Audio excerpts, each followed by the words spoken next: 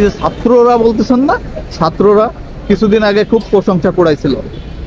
এদের মুখে এখন থুতু দেবে, বাংলাদেশের জনগণ এদের মুখে থুতু দেবে। এদেরকে দেখলে জুতা মারবে, রাস্তায় এরা বেরোলে এদেরকে জুতা মারবে।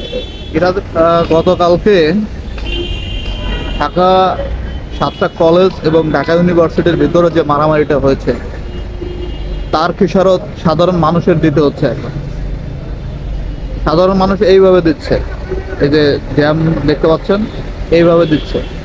অনেকে অফিসে যাবে, অনেকের পেশেন্ট আছে মেডিকেলে, অনেকে অসুস্থ রাস্তায় পড়ে আছে।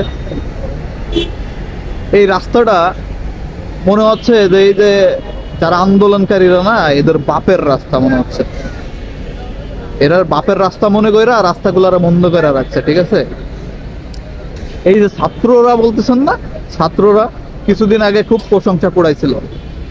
এদের মুখে এখন থুতু দিবে, বাংলাদেশের জনগণ এদের মুখে থুতু দেবে। এদেরকে দেখলে জুতা মারবে, রাস্তায় এরা বেরোলে এদেরকে জুতা মারবে। এরা যে প্রশংসা কুড়াইছিল সেই প্রশংসাটা এরা এইভাবে নষ্ট করতেছে, ঠিক আছে।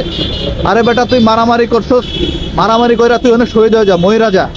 রাস্তা বন্ধ করতে বলছে তোর কোন বাপের রাস্তা বন্ধ করতে বলছে? হ্যাঁ, রাস্তা তোর বাপের নাকি রে? তোদের বাপের রাস্তা এটা?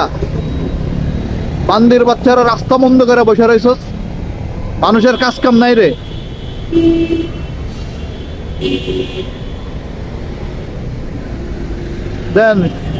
দেখেন মানুষজনের যা অবস্থা। এখন অনেক মানুষ আছে যে যারা অনেকে অফিসে যাবে, যারা হসপিটালে অনেকের জরুরত আছে, প্রয়োজন আছে, হসপিটালেও যেতে পারে মানুষ।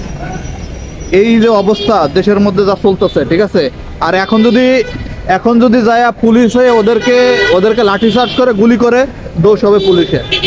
পুলিশে এখন কোথায় যাবে, কোন দিক যাবে বলেন আপনারা?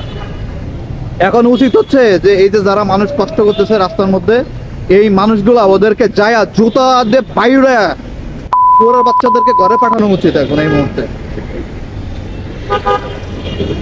দেশটার মধ্যে যা শুরু করছে এই বান্দির বাচ্চাগুলা, এটা আর মানে সহ্য করার মতো না, ঠিক আছে।